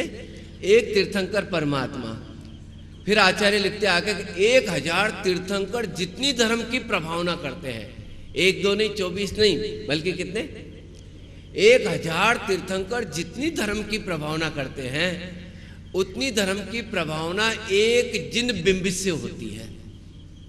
कुछ समझ में आया? जिनको हम पाषाण की प्रतिमा मानते हैं, कोई महिमा नहीं आती है, ये तो ठीक है, पूजन का काम तो इनका व्यवहारी वालों का है, हमें महिमा नहीं आती है। लेकिन आचार्य क्या कहते हैं कि 1000 तीर्थंकर जितनी धर्म की प्रभावना करते हैं उतनी धर्म की प्रभावना किससे होती है? एक जिन बिंब से हो जाती हैं। तो आचार्य से कहा महाराज ये तो बहुत बड़ी उपमा है। उपमा अलंकार होता ना कि ये इतने बड़े हैं तो ये इतने बड़े हैं, ये तो उपमा जैसी लग रही हमें कि कहाँ तो साक्षात तीर्थंकर परमात्मा है। आदिनाथ के समय में, अजितनाथ के समय में कितनी कितनी धर्म की प्रभावना हुई होगी। तो ऐसे, और आप कह रहे कि 1 नहीं 2 नहीं बल्कि क्या है 1000 तीर्थंकर जितनी धर्म की प्रभावना करते हैं उतनी धर्म की प्रभावना किससे होती है? एक जिन बिंब से हो जाती है। ये एक जिन बिंब से कैसे हो जाती होगी? तो आचार्य ने बहुत सुंदर उत्तर दिया कि प्रभु ये तीर्थंकर परमात्मा तो उसी काल में, आदिनाथ अजितनाथ सब तो उसी काल में कहाँ चले गए? वो सिद्ध शिला में विराजमान हो गए। लेकिन ये जिन बिंब तो भव भव में हमारे सम्यक दर्शन में क्या बनता है? निमित्त बनता है। ले 1000 तीर्थंकर जितनी धर्म की प्रभावना करते हैं उतनी धर्म की प्रभावना किससे होती है? एक जिन बिंब से होती है। अरे हमें जैन कुल मिला है, मुमुक्षुपन बने हैं, तो जैन कुल मिला है, जिन्हें भगवान के दर्शन मिले हैं। तो जैसे प्रातः काल हो तो सबसे पहले काम करना है, तो काम कौन सा करें? ये जिन्हें भगवान का दर्शन करें। कहे जिन्हें परमात्मा आपने कैसे अपनी आत्मा को पहचाना, कैसे आप परमात्मा बने, ये विधि मेरे को सीखना है। इसलिए प्रातः काल उठते ही पहले क्या करना चाहिए? जिन्हें भगवान के दर्शन करना चाहिए। जिसे कहना पड़े कि नहीं नहीं बेटा तेरे को जिन्हें भगवान का दर्शन करना है तो समझ लेना अभी उसको आत्मा की महिमा नहीं आई है। अरे जिसको आत्मा की महिमा आई है उसे तो अपने आप ही परमात्मा की क्या आती है? महिमा आई जाती है। जैसे किसी को पैसे की महिमा हो, पैसे की, रुपए की, बोलो ऐसे बेटे को ऐसा कहना पड़ेगा कि बेटा तेरे को दुकान पे जाना पड़ेगा, ऐसा कहना पड़ता है? समझ में आ रहा कुछ? क्या कहा? जिसको पैसे की महिमा आई है ऐसे बेटे को ऐसा कहना पड़ेगा दुकान पे जाना पड़ेगा? अरे वो तो सोचा कि कब प्रातः काल हो और कब मैं दुकान पे जाऊं। ऐसे हमें परमात्मा की महिमा है, आत्मा की महिमा है। तो आत्मा की जिसको महिमा आई है तो वो तो सोचता कि कब प्रातः काल हो और मैं कब जिन्हें भगवान के क्या करूं? दर्शन करूं। ऐसी महिमा अंदर में बनना चाहिए कि हम जैन कुल में पैदा हुए हैं, जिन्हें भगवान के कुल में पैदा हुए हैं, मेरे को भी परमात्मा बनना है। तो प्रातः काल होते पहले जिन्हें भगवान का क्या होना चाहिए? दर्शन पूजन होना चाहिए। श्रावकाचार में, आदिनाथ पुराण में तो ऐसा आया कि भरत चक्रवर्ती को 3 रत्नों की प्राप्ति हुई थी। चक्र रत्न की प्राप्ति, पुत्र रत्न की प्राप्ति और आदिनाथ को केवल ज्ञान के। ऐसे 3 शुभ समाचार सुनने को मिले। लेकिन भरत चक्रवर्ती ने सबसे पहले कौन सा काम किया? वो चक्र रत्न की खुशियां नहीं मनाई। अभी हमें 2 4 5 लाख रुपए मिले तो सम्मेद शिखर भी छोड़ करके जाने को तैयार हैं, हाँ? वो पुत्र रत्न की, चक्र रत्न की खुशियां नहीं मनाई। लेकिन आदिनाथ पुराण में आया कि सबसे पहले भरत चक्रवर्ती ने क्या किया? वो आदिनाथ भगवान की वंदना पूजन करी। तो हम भी श्रावक हैं, तो हमारा भी सबसे पहला जो कर्तव्य है, काम है, वो काम क्या है कि सुबह उठे तो हम क्या करें? भगवान के दर्शन पूजन करें। पद्म पुराण में तो इतनी उपमा दी है, इतनी उपमा दी कि हम प्रातःकाल सभी उठते हैं, लेकिन उठना किसके लिए? क्या कहा? पद्म पुराण में आया, रविसेन आचार्य ने बहुत उपमा दी इसकी, कि हम सभी प्रातःकाल उठते हैं, लेकिन उठने के लिए कोई को दुकान पे जाने के लिए, किसी को सर्विस में जाने के लिए, बहनों को नाश्ता रोटी बनाने के लिए, लेकिन प्रातःकाल किसके लिए उठना? तो आचार्य ने लिखा कि मेरे को जिनेन भगवान का दर्शन करना है। क्या करना है? जिनेन भगवान का दर्शन करना, इस भाव से उठना। देखो, दृष्टि बदलो तो अपने आप ही आपके परिणाम भाव स्वयं बदलने लगेंगे। क्या कहा? किसके लिए उठना? कि मेरे को जिनेन भगवान का दर्शन करना, इसके लिए उठा। तो आचार्य कहते हैं एक उपवास का फल तेरे को मिल गया। वाह, क्या कह दिया? रविसेन आचार्य भावलिंगी संत वो कहते हैं कि उठना, लेकिन किसके लिए उठना? जिनेन भगवान के दर्शन के लिए उठा हूं। तो एक उपवास का अपने आप ही क्या मिल गया? उसमें फल मिल गया। और फिर बाद में क्या कहा कि स्नान आदि किया।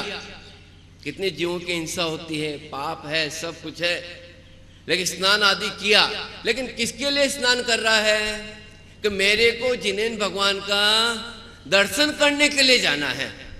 देखो भैया, नाना धोना ये सब तो पाप में गिना गया है, लेकिन देखो दृष्टि बदल गई तो सारी चीजें ही बदल गई। क्या कहा? कि किसके लिए उठ रहा है, किसके लिए स्नान कर रहा है? कि जिनेन भगवान के दर्शन करने के लिए जाना है मेरे को, इसके लिए स्नान कर रहा है। तो आचार्य कहते हैं 2 उपवास का फल उसको मिल गया। वाह। और फिर बाद में क्या है कि घर से बाहर निकला। किसके लिए? दुकान में जाने के लिए नहीं और काम के लिए नहीं, कि मेरे को जिनेन भगवान का दर्शन करना है, इसके लिए घर से बाहर निकलता है। तो आचार्य कहते 7 दिन तक उपवास करे, उसमें जितना पुण्य का बंध बंधे, उतना पुण्य का बंध तो किसमें बन गया? घर से बाहर निकल रहा है। रोजाना निकलते हैं, लेकिन भावना क्या रखना? मेरे को जिनेन भगवान के परमात्मा के दर्शन करना है। तो आचार्य कहते 7 दिन तक उपवास करे, उसमें जितना पुण्य का फल लगता है वो फल इसमें मिल जाता है। और रास्ते में चल रहा है, किसके लिए? दुकान उकान के लिए नहीं, मेरे को जिनेन भगवान के दर्शन करना है। कितने जीव मरते होंगे, क्या होता होगा, लेकिन भावना ये क्या कि मेरे को जिनेन भगवान का दर्शन करना है। आचार्य कहते 1 महीना तक तू उपवास कर, और उसमें जितना पुण्य का बन बंधे, उतना पुण्य का बन तो किसमें बन गया? रास्ते में तू चल रहा है उसमें। लेकिन भावना क्या रखना प्रभु? कि मेरे को जिनेन भगवान का क्या करना है? दर्शन करना है। देखो, मैं मुमुक्षु की सभा में बैठा हूं मंगलायतन का निर्देशक भी हूं और प्रकरण मैंने लेना तो संजय जी को था, लेकिन वो नहीं आए हैं इसलिए बैठ गया। लेकिन एक भावना बने हमारी, ये सिद्ध सम्य शिखर में आए हैं और भावना कुछ है ही नहीं, खाना पीना, इधर उधर घूमना फिरना है। हाँ, क्या कहा? रास्ते में चल रहा है, लेकिन भावना क्या है? तो मेरे को जिनेन भगवान का क्या करना है? दर्शन करना है। तो आचार्य कहते 1 महीना तक तो उपवास करे, और उसमें जितना पुण्य का बन बनता है, उतना पुण्य का बन तो ये रास्ते में चलने में बन गया है। और आगे लिखते हैं कि मंदिर को देखा। किसको? मंदिर को, अभी जिन प्रतिमा को नहीं, मंदिर को देखा। तो आचार्य कहते 6 महीना तक तो उपवास करे। और गौतम गंधर्व जैसे हो तीव्र पुरुषार्थी, तो उन्होंने तो मानस स्तंभ को देखा तो सारा मिथ्यात्व गल करके उस सम्यक्त को धर्म को प्राप्त कर लिया। लेकिन इतना पुरुषार्थ नहीं हो, तो आचार्य कहते 6 महीना तक तो उपवास करे, और उसमें जितना पुण्य का बंध बंधे, उतना पुण्य का बंध किसमें बन गया? केवल मंदिर को देखने में। और साक्षात परमात्मा को देखे तो आचार्य कहते स्वयं क्या बन सकता है? परमात्मा बन सकता है। लेकिन भावना तो बने, हमारी भावना नहीं। ठीक है, सुबह प्रवचन है तो चलो प्रवचन सुने, ये करना तो ये करे। देखो, समय सार में लिखा है वंदितु सव्व सिद्धे, अपने अंदर में सिद्ध पने की स्थापना करना। अभी हम सम्य शिखर में भी आ गए हैं, लेकिन हम अपने आप को क्या मान करके बैठे, क्या मान के सुन रहे हैं? हम तो अपने आप को क्या मानते हैं? मैं प्रवचनकार हूं और आप सभी क्या है? श्रोता हैं, हम श्रोता मानते हैं, मैं प्रवचनकार मानता हूँ, जीवन भर भी सुने लेकिन कुछ होने वाला नहीं है। अरे जिनवाणी सुनते हैं, भगवान के दर्शन पूजन करते हैं, तो पहले अंदर में स्थापना करना कि ये पर्याय वाला, संयोग वाला, ये मैं नहीं हूं, मैं तो चैतन्य भगवान आत्मा हूं। ऐसे भगवान पने की, सिद्ध पने के अंदर में स्थापना करना। क्यों? कि जो जैसा मानता है वैसा वैसा उसको भाव आने लगता है। हम कार्यकर्ता मानते हैं तो दिन भर क्या है, ये करना, ये करना, ये व्यवस्था नहीं, ये लाइट नहीं जली, ये नहीं जला, ये काम नहीं हुआ, ये भोजन की व्यवस्था नहीं हुई। कार्यकर्ता माने तो वो भाव आने लगता है। यहाँ बैठ गए तो ये भाव आने लग गया। आचार्य कहते हैं जो जैसा मानता ना वैसे वैसे उसके भाव विकल्प चलने लगते हैं। तो हम अपने आप को क्या मानते हैं? क्या मानते हैं? कि हम तो अपने आप को मनुष्य मानते हैं। तो 24 घंटा किसका विचार आता है? ये मनुष्य का विचार आता है। देखो थोड़ा विचार करना। बोलने में तो हमने सबने बोला कि हम सब कौन, कम जीव हैं, भगवान है, ये बोला।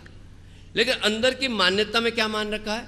कि हमने तो इधर वाली पार्टी ने मान रखा कि हम तो क्या मानते हैं अपन, कि हम तो पुरुष हैं, और इधर वाली पार्टी ने मान रखा कि हम क्या है, महिलाएं हैं। अब बोलो समय शिखर में भी आ गए हैं। लेकिन जिन्होंने अपने को महिला माना, स्त्री माना, तो सुबह पहले क्या विकल्प आता होगा कि कमरे का झाड़ू लगा लूँ, नाश्ता पानी तो सीधा मिल रहा ना, तो झाड़ू लगा लूँ, सफाई कर लूँ, कपड़े धो लूँ। यानी स्त्री मान रखा, महिला मान रखा, तो ये विकल्प आता है। और हमें पुरुषों को ये विकल्प, ये भाव नहीं आता। क्यों नहीं आता है? कि हमने अपने आप को क्या मान रखा है, पुरुष मान करके बैठे। यानी आप जैसा मानने लग जाओ। देखो हम सब परिवर्तन तो चाहते हैं। कभी कभी ये सोचते हैं कि 40-40 साल, 45-45 साल तक गुरुदेव का सुना, लेकिन अभी तो कोई परिवर्तन दिखाई नहीं दे रहा है। कभी कभी सोचते समय शिखर भी करके आ गए, सब यात्रा, वंदना, सब स्वाध्याय, सब घर बार, गंगवाल जी साहब सब छोड़ दिया, सोनागिर जी में बैठ गए, हम मंगलायतन में बैठ गए, लेकिन परिवर्तन तो कुछ दिखाई नहीं देता है। लेकिन आचार्य कहते जिससे परिवर्तन होता है उसको भी तूने स्वीकार किया कि नहीं किया? क्या कहा? परिवर्तन तो सब चाहते हैं, लेकिन जिससे परिवर्तन होता है ऐसे गायक को तू स्वीकार करता है कि पर्याय वाले ही अपने को आपको मानता है। बनना चाहता है भगवान और मानता क्या है अपने को, ये पर्याय और संयोग वाला। तो जो मानेगा वैसे ही तो विकल्प विचार आएगा। राजीव गांधी थे, राजीव गांधी तो पहले वो हवाई जहाज चलाते थे तो सूट बूट आदि सब पहनते थे वो, लेकिन जैसे प्रधानमंत्री बने तो टोपी लगाने लग गए। उनकी ड्रेस में सब में कुर्ता पजामा पहनने लग गए, ड्रेस में सब में परिवर्तन हो गया। मैं आपसे पूछना चाहता हूँ ये परिवर्तन हुआ तो कैसे हुआ? क्या माना तो परिवर्तन हुआ? क्या माना उन्होंने कि मैं भारत का क्या हूँ? अरे अभी हम मानते ना कि हम पंडित हैं तो कुर्ते पजामे पहनने लग गए। कोई ब्रह्मचारी मानता है तो धोती दुपट्टा पहनने लगता है। ये ड्रेस में परिवर्तन आ कैसे गया? कैसे आ गया? क्या मानने लगे कि हम पंडित हैं, हम रात में खाएं, ये पैंट शर्ट पहने, जींस आदि पहने, शोभा देता है कि शोभा नहीं देता है?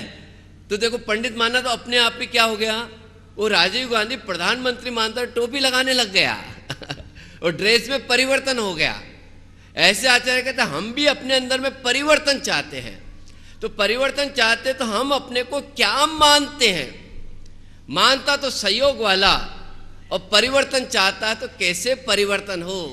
एक भजन आता बहुत बढ़िया, उसमें लाइन जोड़ी थी, आज हमारो उपयोग पलट्यो, चैतन्य चैतन्य भास रहो रे, प्रभु थारा ही रंग माँ रंग गयो रे। कि प्रभु आज तो हमारा उपयोगी पलट गया। कि क्या पलटा? कि मनुष्य माना तो मनुष्य का विचार आया, स्त्री माना तो ये स्त्री पने का, पंडित मानता तो पंडित पने का, कार्यकर्ता मानता तो कार्यकर्ता का विकल्प आता है, विचार आता है। लेकिन आज तो हमारा विचार ही बदल गया। क्या?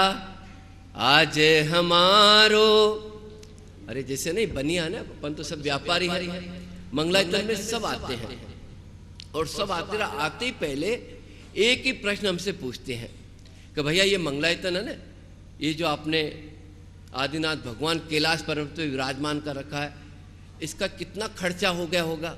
तो मैं कभी कभी खुश होता हूँ कि कुछ ये दान दे रहा होगा, कुछ दे रहा होगा हमें। यानी वो व्यापारी की दृष्टि क्या, अरे आए तो भगवान का दर्शन कर, लाभ ले। लेकिन हम तो सब क्या है, बनिया ना, लेन देन का, कितने में बन गया, कितने में क्या है क्या नहीं है। बनियों को हर जगह क्या दिखाई देता, हर काम में ये शिविर लग रहा, लाभ लो इसका। लेकिन कितना खर्चा आ रहा होगा, क्या हो रहा होगा। अरे प्रभु जो हो रहा होगा तू तो लाभ ले। लेकिन बनियों को 24 घंटा क्या दिखाई देता है, इतना आ गया, इतना नहीं आया है। बनियों को 24 घंटा क्या दिखाई देता है, वो पैसे ही पैसा दिखाई देता है। लेकिन उसमें लिखा कि आज हमारो उपयोग पलट्यो, चैतन्य चैतन्य भास रहो रे। ये चैतन्य कैसे भासने लग गया होगा। अरे अंदर में पहले स्थापना करें कि संयोग वाला, ये पर्याय वाला, ये मैं नहीं हूं। मैं तो कौन हूं, कि मैं तो गायक हूं। परमात्मा बनना है, परमात्मा की पूजन आराधना चल रही है। लेकिन क्या माने, इसलिए हम तो बच्चों को पढ़ाते हैं। तो बाल बुद्ध भाग में लिखा डॉक्टर भारिल साहब ने कि दर्शन करने जाना है तो पहले दरवाजे के ऊपर 3 बार क्या बोला जाता है, निश्चयी निश्चयी निश्चयी। कि सारे विकल्पों को बाहर छोड़ के आना, कि मैं कार्य करता हूं कि क्या हूं, ये सब चीजों को बाहर छोड़ना। मैं कौन हूं, कि मैं तो भगवान हूं, मैं तो गायक हूं। ऐसा गायक मान करके इस जिनवाणी को सुनना। तो अपनी क्या बात चल रही थी, ये महिमा आना चाहिए अंदर में पहले स्थापना करो कि मैं जिनेन भगवान की क्या करने जा रहा हूं, वंदना कर रहा हूं, पूजन कर रहा हूं, जैन कुल में पैदा हुआ हूं। तो ये मेरे को जो लाभ मिला है, तो पहले अंदर में ऐसी भावना बनावे। तो आचार्य कहते हैं स्वयं क्या बन सकता है, परमात्मा बन सकता है। इसलिए प्रातः काल उठते ही पहला कर्तव्य आचार्य ने क्या बनाया, देव दर्शन का, देव पूजन का अपना बनाया है। ये जो देव दर्शन है, देव पूजन है, ऐसे तो बहुत संकुचित अर्थ अपन ने कर रखा है। कभी पूजन कर रहे हैं तो पूजन किसे का अपन ने, कि भगवान के आए और हमने सामग्री चढ़ा दी एक थाली की दूसरी थाली में, धोती दुपट्टा पहन लिया, तो हमने क्या मान लिया कि हमने भगवान की क्या कर ली है, पूजन कर ली। लेकिन भी मंगलाचरण में भी बोला था, युगल जी साहब ने लिखा है, उन देव परम आगम गुरु को, केवल देव का वंदना करने का नाम ही देव पूजन नहीं है, बल्कि उसमें क्या लिखा, देव की आराधना करना वो तो पूजन ही है, लेकिन जो गुरु की आराधना चलती वो भी पूजन में शामिल है। और अभी जो अपन चर्चा कर रहे हैं वो भी किस में शामिल है, ये भी पूजन के अंदर शामिल है। क्या कहा कि ये जो अपन अभी आपस में चर्चा कर रहे हैं पूजन के बारे में, दर्शन के बारे में, ये भी किस में शामिल है, कि ये भी पूजन के अंदर शामिल है। क्यों, कि पूजन की जो परिभाषा है, पूजन की परिभाषा क्या है, कि भगवान के गुणों का चिंतन मनन करने का नाम क्या कहलाता है, पूजन कहलाती है। तो अभी क्या चल रहा है, यही चिंतन मनन चल रहा है। इसलिए स्वाध्याय करते हैं, वो भी किस में शामिल हो गया, वो भी पूजन के अंदर शामिल हो गया। बहुत बड़ा विस्तार है। मैं तो कहता हूं कि जिनेन भगवान के प्रति जो भी आपको भाव आता है, क्या कह दिया, जिनेन भगवान के प्रति जो भी हमें भाव आता है, कि हम चलो साहित्य छपाएं, रथ यात्रा निकालें, रैली निकाली, जो भी भाव आया जिनेन भगवान के प्रति, वो सारे के सारे भाव को आचार्य ने किस में डाल दिया, पूजन के अंदर डाल दिया। कि जिनेन भगवान के प्रति जो भी हमारा भाव बनता है, वो सारा भाव को आचार्य ने किस में शामिल किया है, पूजन के अंदर शामिल किया है। थोड़ा सा मैं पूजन तो कर रहे हैं, लेकिन ध्यान से सुनना। मैंने पहले कहा कि हम सब श्रावक हैं, तो पूजन का भाव तो आएगा, लेकिन इसमें भेद ज्ञान वर्तना, भेद ज्ञान कैसे वर्तना, उसकी थोड़ी सी चर्चा करता हूं। 2 प्रकार की पूजा तो सब जानते हैं। एक तो कौन सी पूजा होती है, द्रव्य पूजा, और दूसरी क्या कहलाती है, भाव पूजा। द्रव्य पूजन में भी अभी जो उसका जो परिभाषा है वो तो बहुत स्थूल रूप से अपन जानते हैं कि द्रव्य पूजन का मतलब अपन ने मुख से पाठ बोल दिया, सामग्री चढ़ा दी, ये हमारी क्या हो गई है, सामग्री चढ़ा दी, ये हमारी द्रव्य पूजा हो गई। और भाव में अपन ने क्या किया, कि सामग्री आदि तो नहीं चढ़ाई, लेकिन ऐसे अपने गुणों का चिंतन मनन किया तो इसको किस में डाल दिया? भाव में डाल दिया। ये सब द्रव्य के भेद हैं। लेकिन लोक में दो प्रकार के माने कि हमने गुणों का चिंतन मनन किया तो इसको किस में डाला अपन ने? भाव में। और सामग्री आदि चढ़ाई तो इसको किस में मान लिया? द्रव्य में। अब इसका खुलासा अपन करेंगे। ऐसे पूजन तीन प्रकार के और मानते हैं। एक कहलाती सचित पूजा, एक कहलाती अचित पूजा, और तीसरी कहलाती मिश्र पूजा। सचित, अचित और मिश्र। इसमें भी क्या है? सचित अचित में भी क्या है कि सचित पूजा लोग किसको मानते हैं? जो महाराष्ट्र में है, 20पंथी में है, तो वो क्या मानते हैं? सचित का मतलब हमने सचित फल चढ़ा दिया, आम चढ़ा दिया, केला चढ़ा दिया, तो ये हमारी क्या हो गई? सचित पूजा। और हम 13पंथी अचित किसको मानते हैं कि हमने केला तो नहीं चढ़ाया वो अनार वो तो नहीं चढ़ाया, तो हमारी ये क्या हो गई है? अचित पूजा हो गई है। लेकिन इस सचित अचित का भेद नहीं है प्रभु। सचित का मतलब आचार्य ने लिखा कि साक्षात समोषण में जाकर के जो भगवान की वंदना की जाती है। क्या कहा? सचित का मतलब वो सामग्री नहीं, केला वेला नहीं, बल्कि सचित का मतलब साक्षात समोषण में जाकर के जो भगवान की वंदना की जाती है वो क्या कहलाती? सचित पूजा कहलाती है। और अभी वर्तमान में वो तो नहीं है, तो हमने मूर्ति आदि की वंदना करते हैं, तो ये किस में आती हैं? वो अचित में आती हैं। ख्याल में आया? तो एक तो कहलाती सचित पूजा, अभी बहुत लेना है इसलिए थोड़ा आगे बढ़ा रहा हूँ। तीन प्रकार की हो गई। कौन कौन सी? सचित पूजा, अचित पूजा, और तीसरी क्या कहलाती है? मिश्र पूजा। मिश्र का मतलब दोनों की, यानी सचित अचित दोनों की वंदना करे। कुंद आचार्य के बारे में आता है कि उनको अंदर में ऐसा विरह खटका। हमें तो कुछ नहीं कि पंचम काल में पैदा हुए कि कहाँ हुए, ऐसा कुछ लगता ही नहीं कि भगवान है कि कौन है, किसकी पूजा कर रहे क्या है। लेकिन कुंद को अंदर में विरह खटका था। अरे अरे मैं ऐसे काल में पैदा हुआ कि जहाँ तीर्थंकर परमात्मा के दर्शन नहीं है, तो अंदर में ऐसी भावना जागृत हुई। तो कहाँ गए वो? विदेश क्षेत्र गए और वहाँ 8 दिन तक सिमंदर भगवान के पास में रहे। वहाँ उनके दर्शन किए और यहाँ आकर के उन्होंने जिनवाणी आदि की वंदना आदि जिनवाणी आदि लिखी। तो उनकी पूजन को किस में डाल दिया है? मिश्र पूजन में डाल दिया। तो तीन प्रकार की पूजा हो गई, सचित पूजा, अचित पूजा, और तीसरी कौन सी कहलाती है? मिश्र पूजा। ऐसे एक क्या है कि 6 प्रकार की और पूजा होती हैं। नाम, स्थापना, द्रव्य, क्षेत्र, काल और भाव। 2 प्रकार की तो याद हो गई, द्रव्य पूजा और भाव पूजा। 3 प्रकार की, सचित पूजा, अचित पूजा और मिश्र पूजा। एक 6 प्रकार की और पूजा होती है। कौन कौन सी? नाम पूजा। नाम का मतलब कितनी नाम ले लेते हैं अपन? ऋषभ है षष्ठी, अजित है षष्ठी, संभव है षष्ठी, ये नाम ले लेके पुष्पों का क्षेपण करते हैं ना, वो किस में आता है? नाम पूजन में आता है। एक स्थापना पूजन कहलाते हैं। तदाकार, तदाकार, रतनकंठ श्रावकाचार्य में बहुत दे रखा है इसके बारे में, उसमें पढ़ना। एक कहलाती स्थापना पूजा, एक कहलाती क्षेत्र पूजा। ये क्षेत्र पूजा का मतलब क्या होता है कि जिस क्षेत्र से तीर्थंकरों का निर्वाण हुआ है या कोई कल्याणक हुआ है और उस क्षेत्र में जाकर के वो पूजा की जाए। जैसे 20 तीर्थंकर का निर्वाण कहाँ से हुआ? यहाँ सम्मेद शिखर से हुआ। तो यहाँ आकर के अपने पारसनाथ की इनकी पूजा करी, वंदना करते हैं। तो ये पूजन कौन सी कहलाती है? ये क्षेत्र में गिना गया। ये कौन सी पूजा है? यहाँ आकर के, वहाँ भी करते अपने अपने नगरों में, लेकिन वो क्षेत्र नहीं, ये क्षेत्र में, इस क्षेत्र में आकर के जो वंदना पूजन की है वो कौन सी पूजन कहलाती है? वो क्षेत्र पूजन कहलाती है। एक कहलाती काल पूजा। काल पूजा किसे कहते हैं? कि जिस काल में